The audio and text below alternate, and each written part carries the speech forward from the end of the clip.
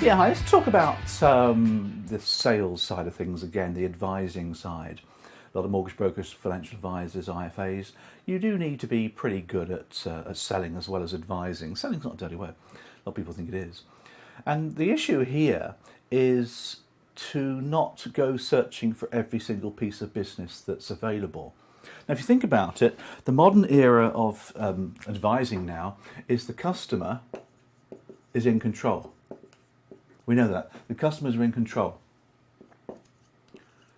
And they want to stay in control. They don't want to lose control. The customer's in control now more than any time in history.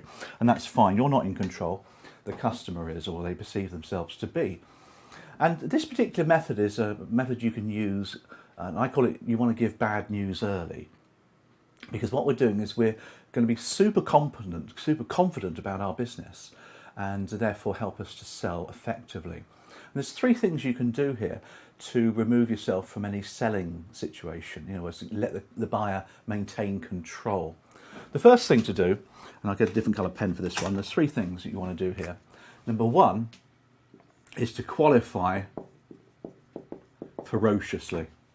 Now, you've probably heard the phrase qualification. You qualify the customer to see if they're a fit. You qualify them ferociously.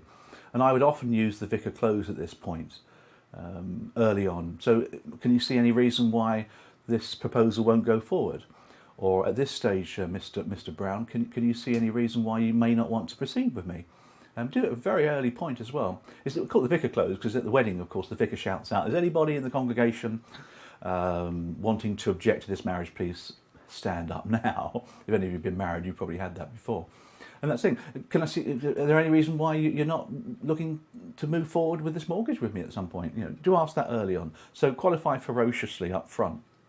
The other thing is if you're dealing with a company maybe, or a small firm, or there's a few people going on here, even couples with grown-up children. If you're in the interest-only retirement market, we often call it the decision-making unit, or the DMU, which is a horrible phrase.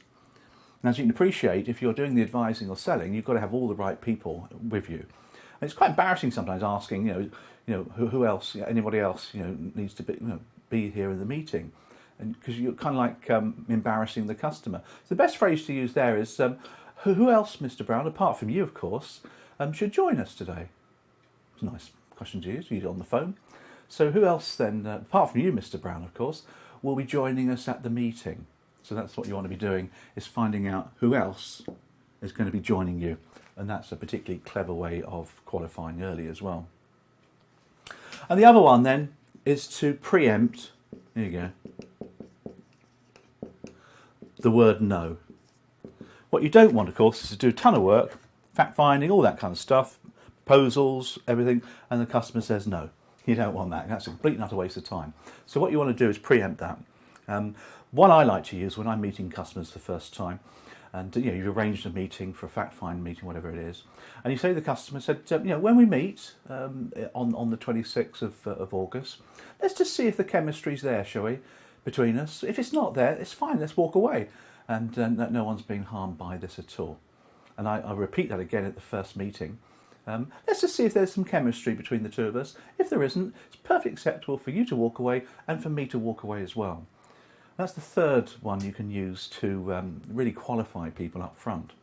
Now, the concept of this, of course, is judging. Now, when the customer meets you for the first time, of course the customer's going to judge you. Of course they are. Crikey. That's what it's about, isn't it? They're going to be weighing you up, etc., etc. They're going to judge you. And some advisors get really hung up over that. They start to overdo it a bit, start to be almost desperate, which is terrible when you get into that stage, when you're desperate for business. Turn it on its head, you are perfectly entitled to judge the customer or client. You're perfectly entitled to judge them. If they're not the right client for you, then don't do business. Do it politely, move away quickly. If you've preempted the chemistry thing, you can finish the meeting off in 15-20 minutes if you want to. Don't waste your time. You haven't got much going. So remember, judge the customer as well as they'll be judging you. Hope that's been useful.